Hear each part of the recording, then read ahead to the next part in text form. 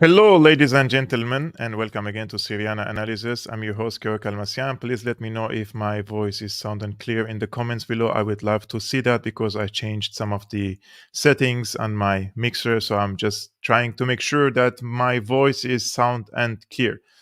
Based on few comments that I received in the past live streaming, meaning yesterday, some of the commentators, of course, they were praising the content, the professionalism, and the analytical, let's say, analysis of what I'm trying to do here. Yeah, sounds is clear. Good. However, some of you also said that the title of the last video was clickbaity. And I agree with you, it is clickbaity, but I would like to explain a few things for you. First of all, it's very, very difficult, guys, to post political content on YouTube, especially when you are not part of the mainstream press and you're not working for a mainstream press, or you're not having some sort of an exceptions from the YouTube algorithm. It's very difficult to navigate through the algorithm of YouTube. And the YouTube algorithm suppresses content like this. Therefore, in the past video, I asked you, for example, kindly to press the hit the like button, because it will give the video more boost in the suggestion list of YouTube, and also the video itself will appear on the timeline of the people who are already subscribed to the channel. However, I also try to use some clickbaity, let's say, titles in order to navigate and persuade the, let's say, the algorithm of YouTube. I'm not trying to fool you. I'm not trying to, let's say, make you click on the video and not giving you the information that you need to know.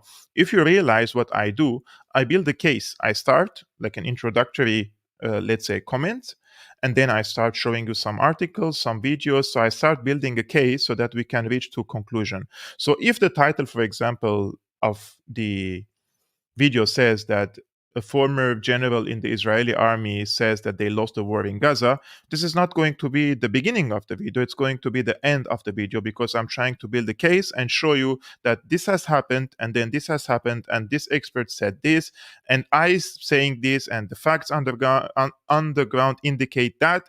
And therefore, we reach to conclusion together, which is this Israeli officer or ex-general who said that Israel is losing the war in Gaza, and the only victory is the resignation of Bibi Netanyahu. So, just for you to know, I before I start these live streams, I work between 4 to 6 hours in order to prepare for this live stream. I read the articles, I check the news, and summarize them, highlight them, and start building the case so that I can come to you every day, almost every day, let's say at least 6 times per week, unless I'm on vacation or holidays, and trying to present to you in-depth analysis. There are many other YouTube channels who present similar content, but you can see that they are yelling, shouting, giving middle fingers. This is not my style. I'm not here to give you a populistic point of view. I'm trying to analyze what happening around the world, especially geopolitical conflicts, from my perspective and from my understanding. If you don't know me, I have a bachelor degree in international relations and diplomacy. I have studied master in political science, and I also pursued European affairs studies in France in 3 different universities. And since 2012, I'm working as a journalist. I was working as a producer and then an anchor, also an op-ed, let's say, writer in different newspapers. And finally, I started my work. So this is my background, just for the people who do not know me.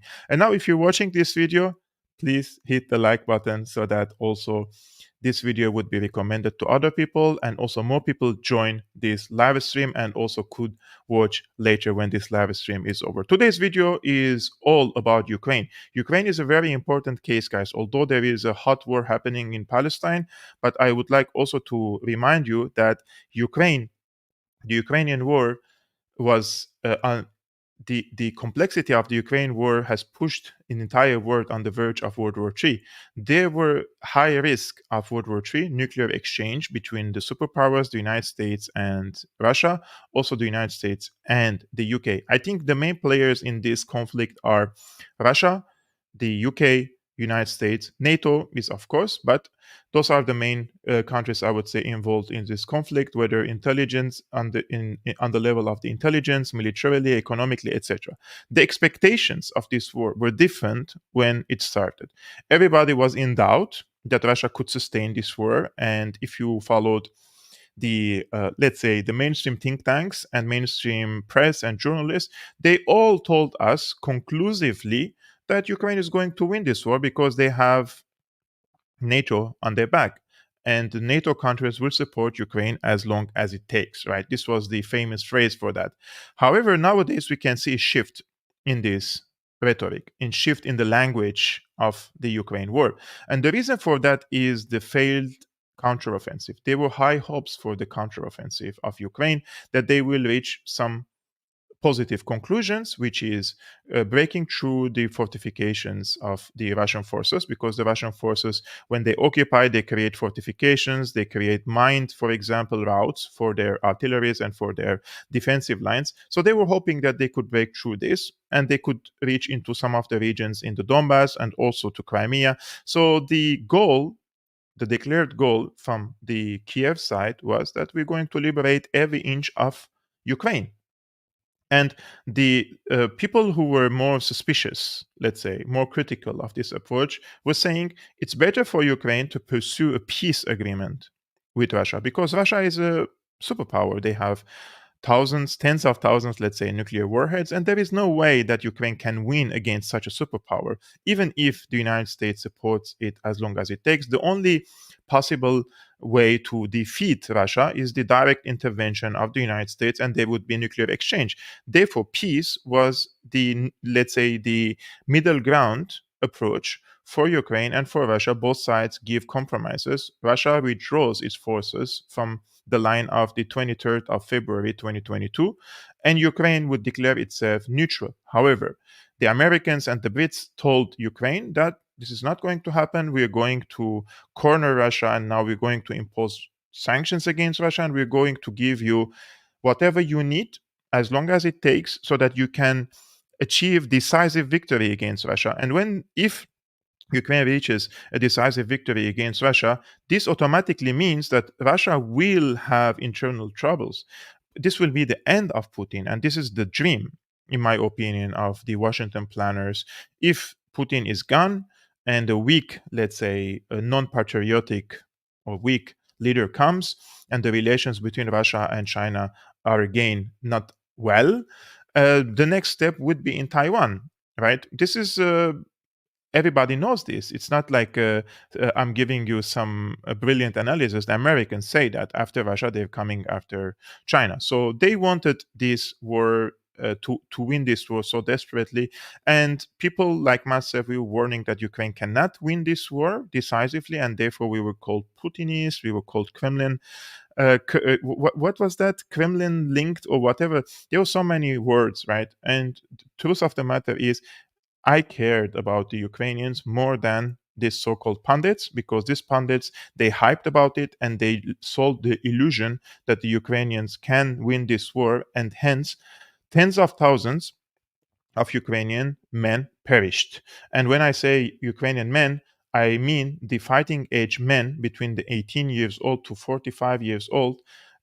Around 300,000 of them died during the discourse of this war. And I saw a video recently of Ukrainian armed forces during a lunchtime, and you can see the age rate now in the Ukrainian army is around 40 years old. Imagine an army whose age rate is 40 years old, because most of the younger people died. And this is a very disastrous for Ukraine, taking into consideration that who is going to marry now Ukrainian women, what's going to happen in the next decade or two, how the Ukrainians going to multiply. So we're speaking about strong societal problems in Ukraine. This is, in my opinion, a tragedy that cannot be resolved, unfortunately. And now the Biden administration says that they are going to change the strategy. But why they are going to change the strategy? Because they have elections now. Not because they love Ukrainians or they agree or accept that their proxy war has not been successful. They're trying to change the strategy because they see that there are elections and Trump can win this war. And Trump is running on the so-called peace platform that he will strike a peace deal with Russia and not going to continue this Ukraine war. This is what he says. Will he do it? I'm not sure about that, but I'm just trying to tell you what's happening there. So this is the new article from the Politico, which is everybody is nowadays sharing on social media platforms. And this is, I think it came today or yesterday. The Biden administration is quietly shifting its strategy in Ukraine. So what is this new strategy about? With US and European aid to Ukraine now in serious jeopardy, the Biden administration and European officials are quietly shifting their focus from supporting Ukraine's goal of total victory over Russia to improving its position in an eventual negotiation to end the war, according to a Biden administration official and a European diplomat based in Washington. Such a negotiation would likely mean giving up parts of Ukraine to Russia. So the next stage is going to be focusing enough aid and support possible so that Ukraine can go to the negotiation table not from a weaker position. Although militarily speaking, Ukraine will go from the weaker position. However, when the US and the European parts are supporting Ukraine enough so that Ukraine doesn't crumble, because if the American and European aid stops, Ukraine will completely destroyed. It will be completely crumbled, and Russians will just run and march towards Kiev. And therefore, they want to avoid this scenario. They want to give Ukraine enough aid so that they can keep the borders now intact so that Russia cannot advance more in Ukrainian territories. And two, they want to make a peace or a deal with Russia, which includes territorial concessions from Ukraine to Russia. The White House and Pentagon publicly insist there is no official change in administration policy, that they still support Ukraine's aim of forcing Russia's military completely out of the country. But along with the Ukrainians themselves, US and European officials are now discussing the redeployment of Kiev's forces away from Ukrainian President Zelensky's mostly failed counteroffensive into a stronger defensive position against Russian forces in the east. Now they say this is Zelensky's failed counteroffensive, right? Although the Americans, the NATO side, they pushed Ukrainians to go to this counteroffensive. And when the counteroffensive started, I raised this question, if you remember my older videos.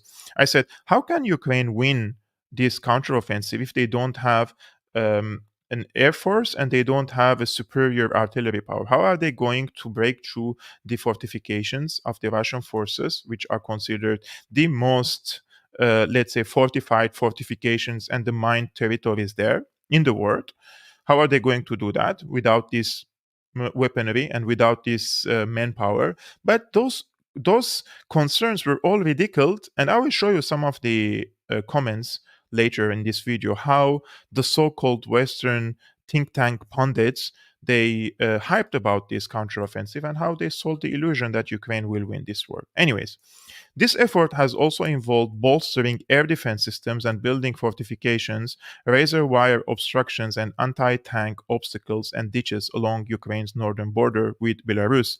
In addition, the Biden administration is focused on rapidly resurrecting Ukraine's own defense industry to supply the desperately needed weaponry the US Congress is bulking and replacing. And who is going to build this defense industry in Ukraine? The military industrial complex of the US, right? So who's going to make the profits of building this weaponry in Ukraine? Like, is this manufacturing of these arms going to be Ukrainian, or it's going to be American on Ukrainian territories and then they sell it to Ukraine? From the current position of Ukraine, I think Ukraine is finished. And I suspect that this is going to be American manufacturers in Ukraine, and they're going to produce it on Ukrainian soil and sell it to Ukraine itself. The administration official told Politico magazine this week that much of this strategic shift to defense is aimed at shoring up Ukraine's position in any future negotiation. This is what I said already.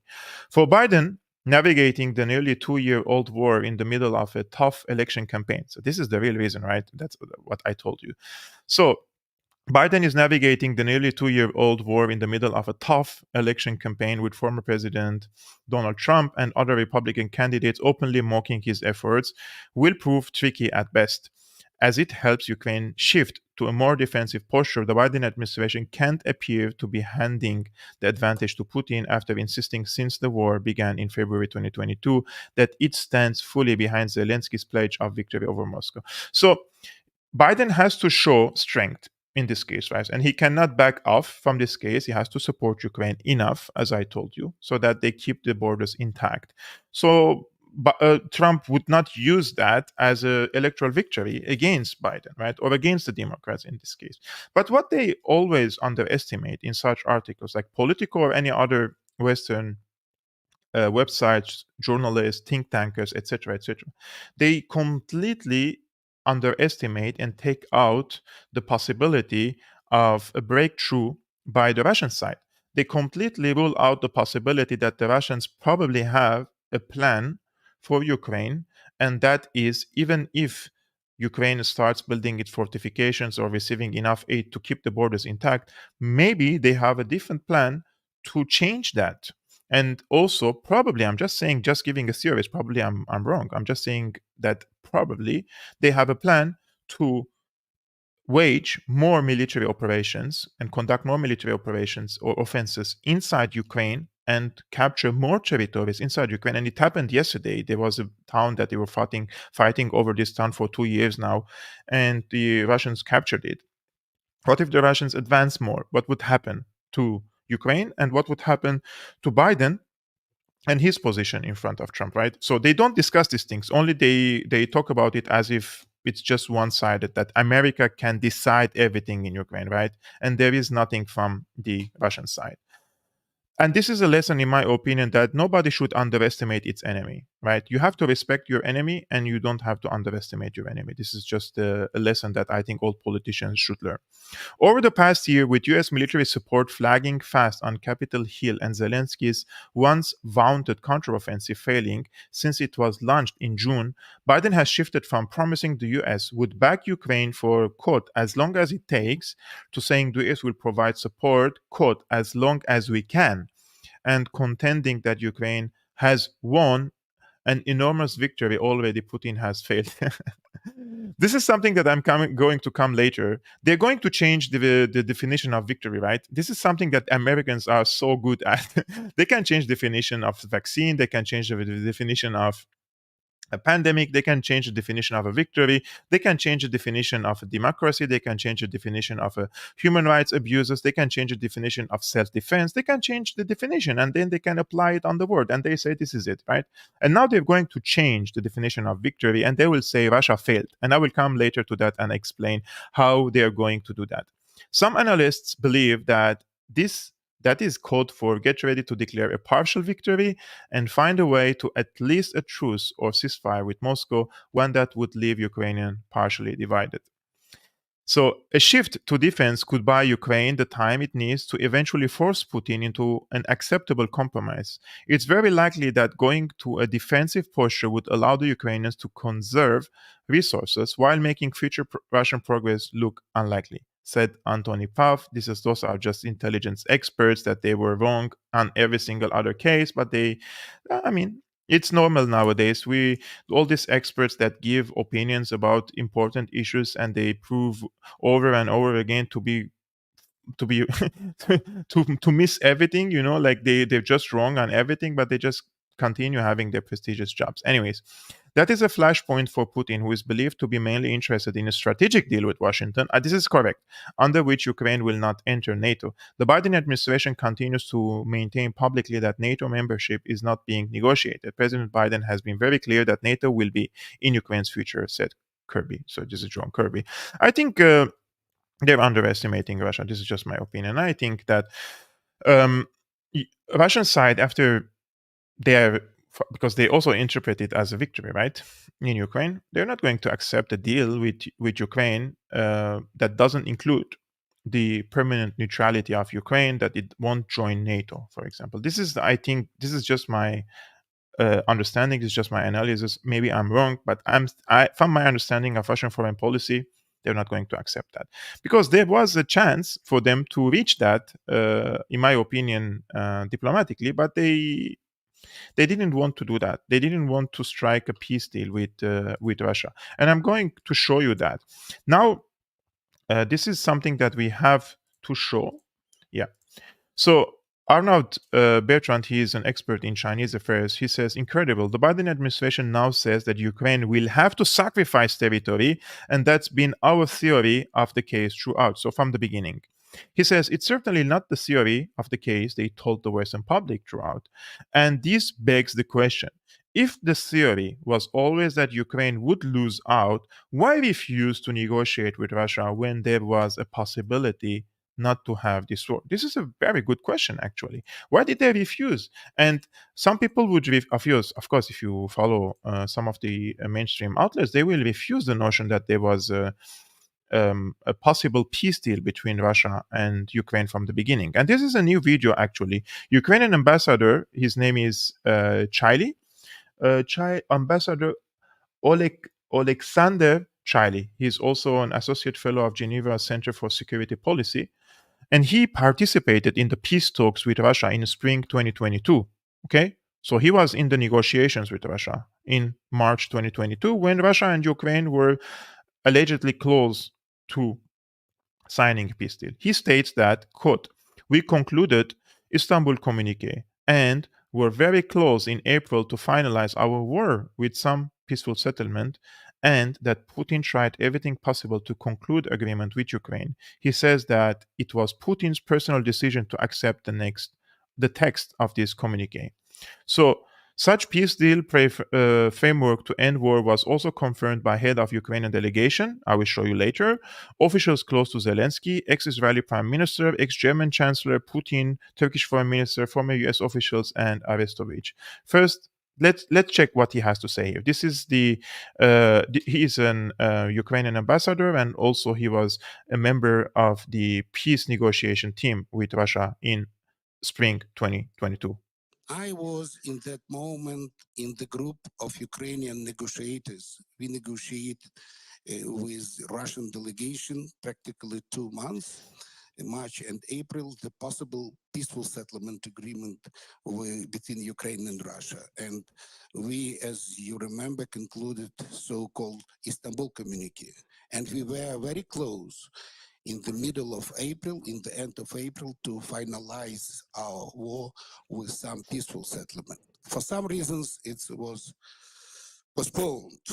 But to my mind, Putin, this is my personal view, Putin in 1 week after started his aggression in 24 February last year, very quickly understood he did mistake and tried to do everything possible to conclude agreement with Ukraine.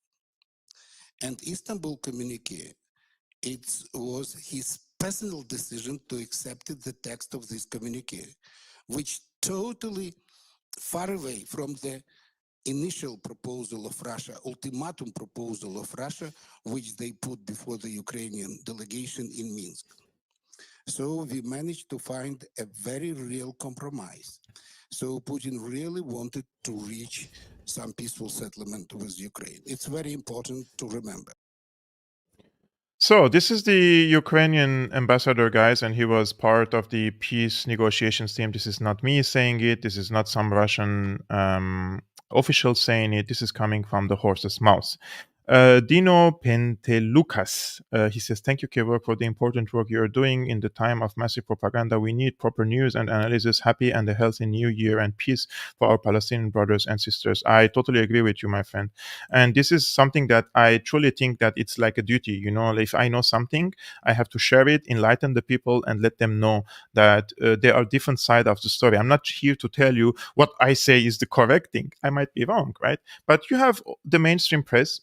You can turn on your TV, you can watch it, you can log into your laptop, and you can read the newspapers. I'm here just presenting the other side of the story, and then probably you can make a middle, let's say, ground for understanding geopolitics. Maybe you get convinced of my approach. You can maybe you stay on or you continue believing in the mainstream media, which is something that I wouldn't really recommend if you ask me.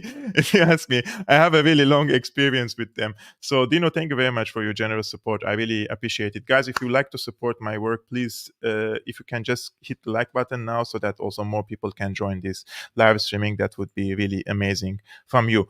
But he mentioned that Putin was ready to sign this peace treaty, right? And this is also echoed by the head of Zelenskyy party faction in Ukrainian parliament and head of Ukrainian delegation in Ukraine-Russia talks. So he was the head of the Ukrainian delegation in Ukraine-Russia talks. He confirms that peace deal could have been reached in spring 2022 again. And if Ukraine agreed neutrality, he said that Russia was ready to end war in such case and that Ukrainian neutrality was main Russian condition. He also confirmed that Western countries knew everything concerning peace talks and told Zelenskyy not to sign peace deal, and that British Prime Minister Johnson during his visit told them to continue fighting. So this is the there are some subtitles here, but I'm going to show you the this is the shorter version of the interview with some English subtitles. You can excuse me, I will just remove myself from the scene so that you can see the entirety of this video. On the Ukrainian side, they say that they don't have a trust in Russia to sign such a deal, but at the same time, he mentions that Boris Johnson came to Kiev and said they're not going to sign such a deal. This was the first article published on this case. If you see the date, guys, it's on the 5th of May, 2022. And this is the title, Possibility of Talks Between Zelenskyy and Putin Came to a Halt After Johnson's Visit, the UP sources. Following the arrival of British Prime Minister Johnson in Kiev, a possible meeting between Ukrainian President Zelenskyy and Russian President Putin has become less likely. The Russian side was actually ready for Zelensky-Putin meeting, but two things happened, after which a member of the Ukrainian delegation, Podolyak, had to openly admit that it was not the time for the meeting of the presidents. The first thing was the revelation of the atrocities, rapes, murders, massacres, looting, indiscriminate bombing, and hundreds and thousands of other war crimes committed, and hundreds and thousands, what is this, of war crimes committed by Russian troops in the temporarily occupied Ukrainian territories. According to Ukrainska Pravda, sources close to Zelenskyy, the Prime Minister of the United Kingdom, Johnson, who appeared in the capital almost without warning, brought two simple messages. First, that Putin is a war criminal, he should be pressured, not negotiated with. And the second is that even if Ukraine is ready to sign some agreements on guarantees with Putin, they are not. Johnson's position was that the collective West, which back in February had suggested Zelensky should surrender and flee, now felt that Putin was not really as powerful as they had previously imagined, and that he was a chance to press him. 3 days after Johnson left for Britain, Putin went public and said talks with Ukraine had turned into a dead end. I want to mention something here. If you remember the Bucha case, right? The Bucha case is very important. And I'm not saying that Russia didn't commit it, but from my experience, right, in Syria, the Brits are very, very good in staging such atrocities. Very, very good. And in Syria, we have seen that they have formed what is called the White Helmets. And the White Helmets was caught faking and preparing a theater for atrocities to accuse the Syrian government of bombing, let's say, residential areas or using chemical weapons. They were caught faking these things, right? Staging these scenes. And they're accused of faking the 2018 Duma alleged chemical attack, right? And because of that, countries like the US, Britain, and France bombed Syria. Now, I'm checking the Bucha massacre, which the Russians categorically rejected the accusations and they said, we didn't do it. But this was one of the triggers why the negotiations, in my opinion, were crumbled. And the Bucha massacre happened on March 2022. So during these elections or after these elections, right? So if the Brits didn't want for Ukraine to sign this treaty with Russia, and I'm giving ifs, guys, and theories. If the Brits were against it and they wanted to stop it by any means possible, and if the Bucha massacre was staged, then definitely they are the Brits behind it. And they're very experts in these things. And there are so many things that in this Bucha massacre that we discussed later. and some of which they had these white armbands on their shoulders, which they say those are the collaborators, the Russian collaborators, and they killed them, and then they showed their bodies, and they said those are done by the Russian forces. I'm not endorsing or rejecting this notion. I'm just giving you information based on what I saw in this regard. So if the Bucha massacre was staged in order to foil the negotiations and the peace treaty between Russia and Ukraine, then definitely the Brits are behind it. This is just my opinion. So there are more about this case, and I just want to tell you that after what we saw from this evidence, right, the mainstream media, of course, were very quick in denying this. For example, no, the West didn't halt Ukraine's peace talks with Russia. And if you read the article, and I wanted to show you this article actually first. Let's first see this article. Yeah. And if you see this article, and let me see if I'm showing it correct. Yeah. So, nonsense about Ukraine peace talks, right? This is what they say. So, what they're trying to do here is that they bring an allegation that says the Brits tried to foil these negotiations at the beginning here. And they say Morningstar writer recounts he's uncovered the top underreported story of 2022, the news the British government worked to prevent a negotiated settlement to the Ukraine war in March, April 2022. In fact, this story has been circulating for months, and the Morning Star previously referred to it as widely reported, claiming the deal was ditched after the British Prime Minister Boris Johnson, at the behest of the Biden administration, pressed President Zelenskyy to break off negotiations. So you can see the mainstream media were debunking this case, or trying to debunk this case, and say this has not happened. Here they say, what are the facts according to the mainstream media? According to the mainstream media, Johnson didn't order termination of the peace deal. This was advice at best, and his skepticism wasn't unique. So this was not order, but rather an advice to Zelenskyy. And I would like really to ask you a question. If today the UK and the US and Germany and other NATO countries stop their support and aid to Ukraine, can Ukraine sustain this war? No. Can Ukraine pay the pensions? No. Can Ukraine pay the salaries of the employees? No. Can the Ukrainian infrastructure function? No. So, in my opinion, when you are completely dependent on any outside forces aid, then the party that is giving you this life-saving aid can be in a position to order, not only to advise. And here I don't really think that Johnson advised.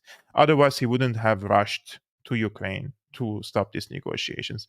I truly believe that here this is completely untrue and dishonest by the mainstream media. And now we have so much statements coming from at least two members of the delegation who were in these peace talks. And remember, one of the members of the peace talks, he was murdered and assassinated by the Ukrainian intelligence, the SBU, and they said that he was a collaborator with Russia. And this guy was pushing for peace with Russia. There were already strong concerns within Zelensky's closest entourage that the Kremlin wouldn't stick to an agreement for any longer than it suited its interest. Zelenskyy and his negotiators' main worry was that Ukrainian society might not accept such a deal. 82% of Ukrainians surveyed in mid-May said that under no circumstances should Ukraine give up any of its territory, even if it leads to the continuation of the war and threatens its independence. Yeah, if the Ukrainians were told the truth of the matter, that they cannot win this war and they will lose tens of thousands of their countrymen, and that this war is going to be in whatever direction, whether peace or non-peaceful way, the Russians are able to occupy this territory. So what if we do a peace treaty and Russian forces withdraw from the Donbas region and they just keep the peninsula, the Crimea? Then they would, if they gave the Ukrainians the honest opinion and the honest perspective of this war, then I truly rule out that the Ukrainians would have rejected a peace deal, because Zelenskyy ran for presidency on a peace platform. And he was elected because he wanted to make peace with Russia, right? So the Ukrainians, initially, they were for peace, but they were manipulated later to believe that they will be able to somehow win against Russia and score decisive victory, and they will reach to Moscow. This is what they believed. people are socially engineerable people, and you can just manipulate them. The last point: Russian terror in towns and villages in northern Ukraine compounded the Ukrainian side's skepticism about the viability of the deal. So that's it. And then you have another one here. I'm not going to read it all. No, the West didn't halt Ukraine's peace talks with Russia. They were just trying to deny it, right? So, what do you think about this case, guys? Was it not better for Ukraine to strike a peace deal with Russia instead of this devastation and the murder of tens of thousands of Ukrainian men in a meat grinder? This was something that I was calling for from the beginning: peace negotiations. And now in Palestine, in Gaza, I'm calling for the same, for ceasefire. I'm consistent with that, right? And the people who call for war, usually they haven't lived war. They don't know what war means. They haven't been a victim of war. They haven't been anywhere close to a bullet or explosive or any terror attack or anything, right? Or US bombing. They haven't seen these things, so they think it's a game. So they can just preach whatever they want, especially in their fancy offices in Berlin, in Washington, D.C., those think tankers with prestigious jobs getting paid like hell of a money, guys, hell of a money to peddle establishment talking points. Those are soldiers. They are soldiers, and they're trying to keep the establishment intact and strong from their perspective. And in the course of that, they have killed hundreds of thousands of Ukrainians. Now that we're mentioning that how the United States is changing definitions, guys, this is a new article on the New York Times, and this is coming only yesterday on Wednesday. They say Ukraine doesn't need all its territory to defeat Putin. They're just changing the definitions, guys, now to give the impression that Ukraine is winning this war and they don't need, Ukraine doesn't need all its territory to defeat Putin. So, if Mr. Putin turned out to be serious about negotiations, Ukraine should not pass up an opportunity to end the bloodshed. Recovered territory is not the only measure of victory in this war, guys, according to the New York Times. A painful reality check shows the 600-mile-long Ukrainian-Russian front in a figurative and literal freeze, draining Ukrainian resources and lives without much prospect for change in the foreseeable future. The much anticipated Ukrainian counteroffensive of the past 6 months exacted a huge cost in casualties and material, but barely nudged the front lines. I don't know if one of you guys was laughing at my claim that tens of thousands of people from Ukraine died, but like, this is the mainstream media. When I was watching the videos of how the soldiers were being killed, like with tens of them in every strike, I was saying the numbers are very high, and people were mocking and laughing about it. And now the mainstream media is just saying the same thing, but it's just 6 months later. Regaining territory is the wrong way to imagine the best outcome. So let's see what's the right way, guys. They are just changing everything now. Yalla, let's see. True victory for Ukraine is to rise from the hell of the war as a strong, independent, prosperous, and secure state firmly planted in the West. How can Ukraine be independent if everything they need to function, a small factory, any school, any pension, any salary, is dependent on the outside world? They cannot be independent. What's the definition of prosperous? Seriously, guys, what's the definition of prosperous? Prosperous, if you bring social welfare to your people, your GDP is high, you're producing, you're exporting, you're importing, you're the money, the currency is strong. I don't understand. Like, how can Ukraine be prosperous in this regard? How can Ukraine be independent? It would be exactly what Mr. Putin most feared from a neighboring state with deep historical ties to Russia, and it would be a testament to what Russia promised to become in 1991 when both countries broke free of the Soviet Union, before Mr. Putin entered the Kremlin and succumbed to grievance and the lure of dictatorial power and imperial illusion. Yeah, okay. Okay, repeat what you want to like about Russia. Anyways, any talk of armistice is understandably difficult for Zelenskyy, the intrepid Ukrainian president who has steadfastly sought to project a moral bolstering picture of steady battlefield successes. It would be very painful and politically very difficult for him to halt the fighting without punishing Russia and by leaving it in control of so much Ukrainian land. But to explore an armistice is not to walk away. On the contrary, the fight must go on. So the fight must go on, guys, even if there is a peace or an armistice deal.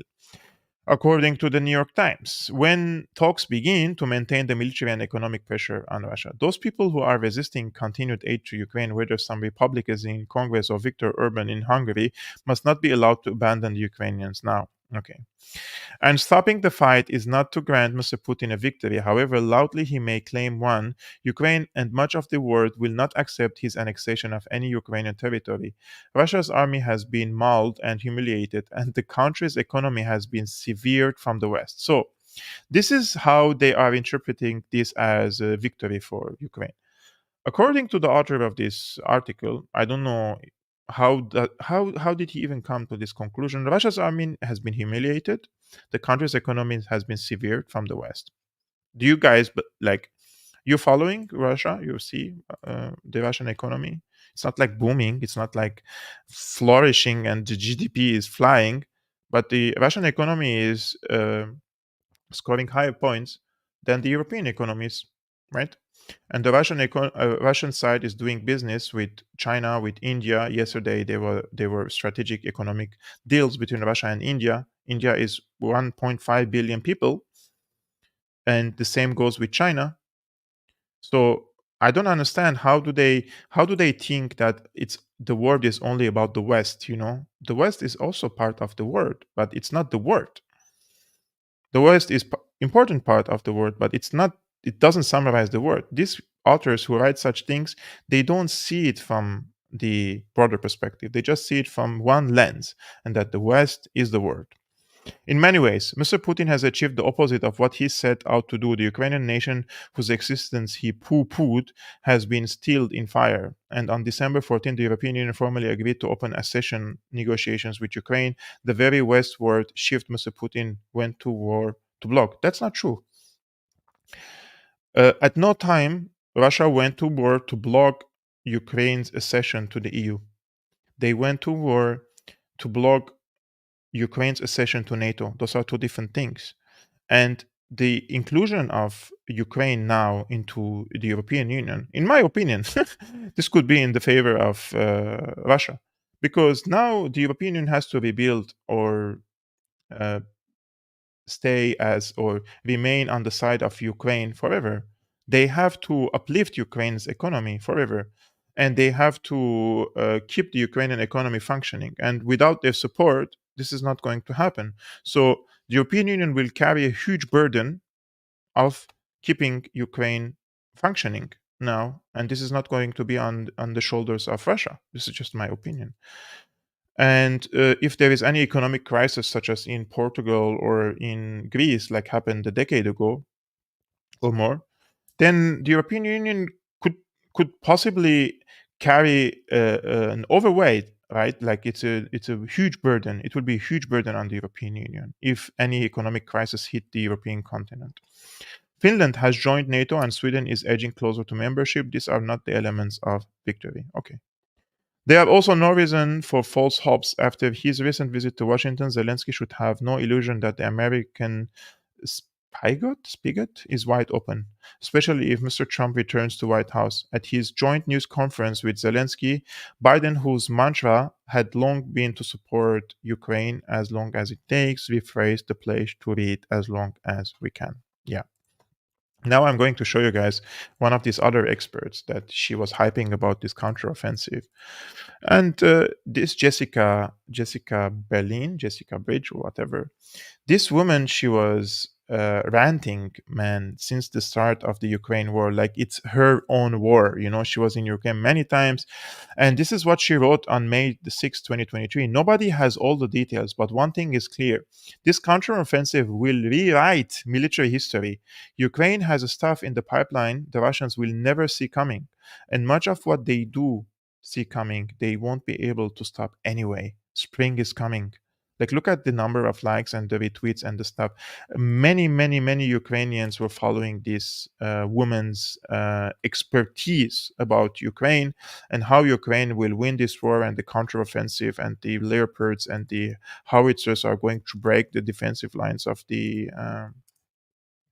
Russian fortifications. These people sold false hypes to the people, and they created the impression that Ukraine will somehow win this war. So more people went and traveled to Ukraine to join the Foreign Legion, and more people from the Ukrainian side joined the armed forces because they thought they will win this war. These people were part of the hyping up, hyping the narratives, right? And now nobody comes and says to these people, what the fuck did you do? Like, how did you say something like this, that your tweet reached to 1 million people? And there is no accountability, right, for these people. And they just continue in their fancy jobs. They just continue in their fancy jobs as like nothing happened. This is the Russian foreign minister, Sergei Lavrov. This is dubbed one. Like, there is a voiceover over it because it's in Russian. He says Lavrov denounced Western countries' schemes to engineer a solution to the Ukrainian conflict and deceitfully trot it out as a victory for Kiev, as a total sham. This is what I was telling you. Like, they're trying to change the definition of a victory, and here Lavrov says that he or echoes this narrative and says, like, they're trying to give the impression that Ukraine has won this war. Let's watch it together. There are leaks in Western media that West is now willing to search for ways out of the situation, ways which would nonetheless make it possible to declare the victory of Ukraine. Who are doing so are officials who want to bravely report to their superiors, as it used to be in the Soviet Union, when it was important to reach the goal set out for 5 years after 3 or 4 years. What the West is doing right now, in my view, is reminiscent of the worst examples of such tactics that our country was engaged in. And they do so in a very uncanny way. And we see what they want to do. They want to exit this very difficult state in which Europe is right now. The United States have driven Europe into this situation. In the United States, the advantages have been quite enormous. Industrial production sites are shifting. The US energy is provided with, industry is provided with energy resources at prices 4 or 5 times less than in Europe after the US have imposed its LNG on Ukraine after they have exploded the Nord Stream pipelines. So they have to find a way out without losing their face, or at least they want to pretend not to have lost their own face. That's how I see it. What do you think about this, guys? Do you agree with Lavrov? And Forex Gold, he says, thanks for all year videos on commentary. You really opened my eyes on the war in Syria, and from then on, I was extremely skeptical of Western regimes and their media mouthpieces. Thank you very much. Really, these words really mean a lot to me, and thank you very much for your generous support. Because I this is the fuel, right? Like, I get the fuel from these words, that because I see myself as wanting to like trying to enlighten the people from my expertise. It's a short experience, but because of the long years of war in Syria, I've been also awakened to the fact that the mainstream media lies most of the time about wars. Were it not for the lies of the mainstream media, there won't be wars. The think tankers lie about wars. They are also soldiers for the establishment. Politicians lie. And I'm not saying there are no honest journalists, but the infrastructure of the mainstream media is so corrupted and so compromised that the fine journalists get filtered already. They either don't get jobs, or even if they get jobs, they have to follow the editorial line, otherwise they lose their jobs. So it's very difficult to be consistently objective, neutral, and humane in the mainstream media, or let's say trying to warn the people that this war is based on lies. And at every time, you can see from Afghanistan war, Iraq war, and afterwards, every of these, or each of these wars, even the Vietnam war, I mean, was based on a lie. So there were so many wars based on lies, unfortunately. And this is something that I want to mention, guys. The people would like to know then why the U.S. Army is engaged in all these wars, and I want to show you this video actually first. George I'm butchering his family name, man. George Samueli, and he says he disagrees with the notion that the U.S. will abandon Ukraine. Let's see just this 1 minute or 2 minute intervention here first. In the near term, we've got appropriations and authorities for both Ukraine and for Israel. But you don't want to be trying to bake in long-term support when you're at the end of the rope. And in Ukraine, on the Ukraine funding, we're coming near to the end of the rope. I mean, today we announced $200 million, and we'll keep that aid going as long as we can. But it's not going to be indefinite. So, are we moving with a sense of alacrity? Absolutely. I couldn't give you a date certain on the calendar. So, what do you make of that comment, George? Has the U.S. abandoned Kiev? I really don't think so. I think he's referring to the impasse that has been achieved in the House of Representatives. There is a lot of opposition among Republican congressmen to any more assistance to Ukraine. And so basically the Biden administration is at the moment having real difficulties moving any kind of appropriation for Ukraine. Now, that on top of the preoccupation with the Middle East obviously has put Ukraine on the back burner. However, there's a majority in both the House and the Senate to go on funding Ukraine. There's not a majority among the Republican conference, but overall, since the Democrats are unanimous behind Ukraine, and the Republican senators are by and large, with the odd exception like Rand Paul or J.D. Vance, they're again in favor of sending more money to Ukraine.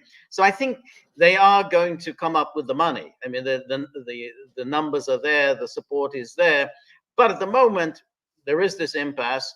There isn't a House Speaker, and nobody really knows what's going to happen in the Middle East. I mean, who knows? This could explode. American involvement could escalate. But my feeling is that Ukraine is such a good gig for so many wealthy, well-connected individuals in the United States. You know, obviously the arms contractors, the military-industrial complex, the think tanks that are funded by the military-industrial complex, the financiers who are being bankrolled by the U.S. government, ostensibly that they're going to be rebuilding Ukraine. There's a lot of monetary financial interest tied up with Ukraine.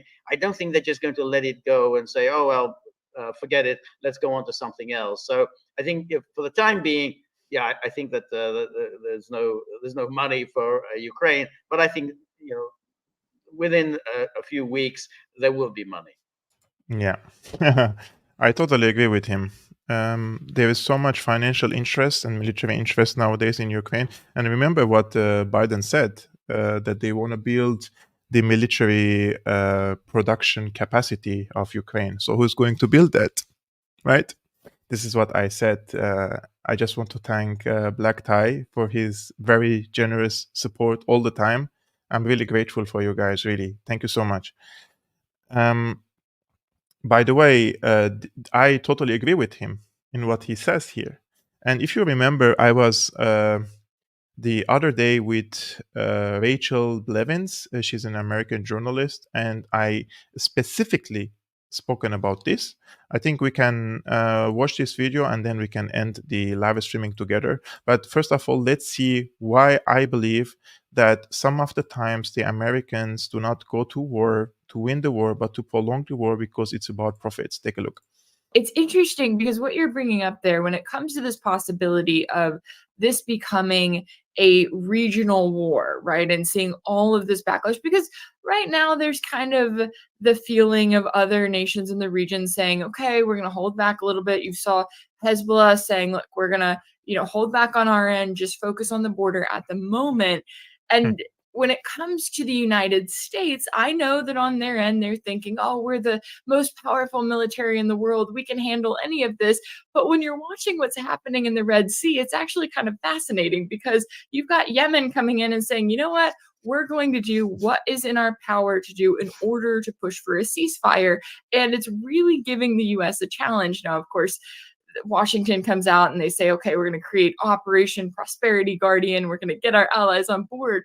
But then you have Spain saying it won't participate, France saying it will only send some personnel, but no ships. When it comes to the pushback against that, what do you make of what we've seen from the U.S. and what it's really capable of doing and handling when it comes to the Red Sea right now? When was the last time the U.S. Army won a war? Since World War II. Yeah. It's not like they cannot inflict pain or damage or destroy a country or destroy a regime. They call it a regime. But when was the last time they scored a decisive victory? The problem with the United States is that the military is privatized. The military industrial complex that is supplying the weapons to the American army is privatized. And these people, at some times, they don't have the interest in winning the war, but prolonging the war. For example, the case of Afghanistan. And they wanted to do the same thing in Ukraine, but it went again against their planning. In contrast, in China, in Russia, those are not privatized. Those are state institutions. So the national security and the national interest in Russia and in China, for example, is embedded with the state. In the United States, the national security of the United States, it doesn't necessarily mean embedded with the military industrial complex, because this privatized sector and private individuals, these billionaires, oligarchs who own this military industrial complex, they have also financial interests. And their financial interests do not always align with the security interests, with the strategic interests of the American people. The American people, the American army should serve the national interests of the American people. And so the question here is, does the American army serve the national interests of the American people? Is the American people interest in Yemen, in Syria, in Israel, in Pakistan, in Afghanistan, in Far East Asia? No. None of these countries attack the United States. But because the United States is an empire, they have to expand. They have to establish certain, what they call order, which is, in my opinion, of course, influence, leverage over different parts of the world. Therefore, they can project their hegemony and power over these countries. Therefore, they use the American military in order to expand the influence of this corporate military industrial complex around the world. For example, what happened in Ukraine nowadays, they didn't win the war, but they won Ukraine in terms of reconstructing the country. We have the bankers now getting exclusive deals to reconstruct Ukraine. Therefore, they are making billions. They sold weapons worth billions of dollars. They did the same thing in Afghanistan. They recycled money in order to generate lots of profits. They spent $2 trillion to replace Taliban with Taliban. So all these things, people think it's a failure, but sometimes we have to see it from the perspective that these people are not fighting to win. They're fighting to generate money. That is why the American empire is demising in terms of its credibility around the world and its might, because they're not following their national security interests. If they want to follow their national security interests nowadays, they have to pursue good relationship with the people in West Asia, because the monetary and financial power is moving to the east. If they are thinking about the national security interests of the American people, they have to join the people in Central Asia, in the Middle East, to reconstruct these countries so that they can also invest in these countries and make profits as well. But they see the profit from one angle. We can produce weapons, we inflict damage, we sell weapons, and then we can reconstruct this country. This is how the American economy works. That's why the people see in China and in Russia alternative powers, not like because they like China or Russia or because they love Vladimir Putin, because these powers presented an alternative approach. The Chinese comes and say, look, this is a win-win formula. I build you a port, you profit, I profit. I may be profiting more, but you're also profiting from the bridges, from the infrastructure I'm building for you. And I'm gaining influence around the world by building your infrastructure instead of destroying your infrastructure, right? All the powers around the world like to expand in their influence. This is the history of humanity from day one.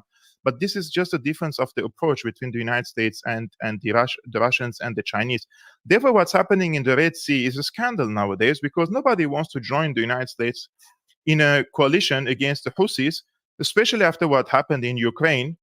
These countries can see the United States is now abandoning Ukraine, abandoning Europe after telling them to send billions of worth of weapon to Ukraine, and now they have an animosity with Russia, whereas they used to buy cheap gas in Germany in order for the economy to be functioning and competitive around the world. Everybody lost in the Ukraine war except for some of the few in the United States. So I think the Europeans can see this. Why would they join a coalition now against the Houthis? And now the French cargo ships will be targeted, German cargo ships will be targeted, British cargo ships will be targeted if they join the coalition. And as long as they don't join the coalition, their cargo ships will work freely. The only cargo ships that are targeted at the current moment is the Israeli-linked cargo ships, not Americans, not British, not French. And everything they say about this thing is a lie. And speaking of American concern of international trade routes, so they are concerned about that, right? What about the countries that they sanction them, choke them with sanctions up until this moment in Cuba, in Iran, in Syria, in Russia, in all around the world? They impose draconian sanctions, unilateral coercive measures outside the corridors of the UN, which are illegal under international law. And they block these countries from doing trade, buying certain products. If there is any American technology in any product, they block it. And they come after third country factories and companies, and they tell them, if you sell this medical equipment to Syria, I'm going to put you on a blacklist. You're not going to make business with the United States. This is bulldogging. They're coming after countries and third state factories and companies and imposing sanctions on them if they do trade with Syria, with Iran, with Cuba, with other countries. But at the same time, they're worried about the international trade routes, right? The hypocrisy here is sickening. Sometimes I truly try to be objective in this regard. Every journalist has to be objective, but the hypocrisy levels is too unimaginable for us to stay silent and not criticize the United States, especially that the United States is the superpower. It's in charge of the international system, international community. Therefore, our criticism should be directed to the United States when the United States doesn't comply with the duties and the responsibilities of a superpower. Superpower has to be world police, bring order and security and stability in the world, and not be part of destabilizing the world. As long as the United States plays this destructive role, then yeah, we will criticize it harshly. So guys, what do you think about this interview and about my opinion? Why do I harshly criticize the United States? Do you agree with me that the United States doesn't always go to wars to win the war, but to prolong the war, to destroy some regions and then sell weapons, reconstruct it? Like, it happens so many times, right? So guys, thank you very much for tuning in from all around the world. I've been your host, Almassian of Syriana Analysis. I'm very thankful for you guys for tuning in. Before you leave this live streaming, please hit the like button.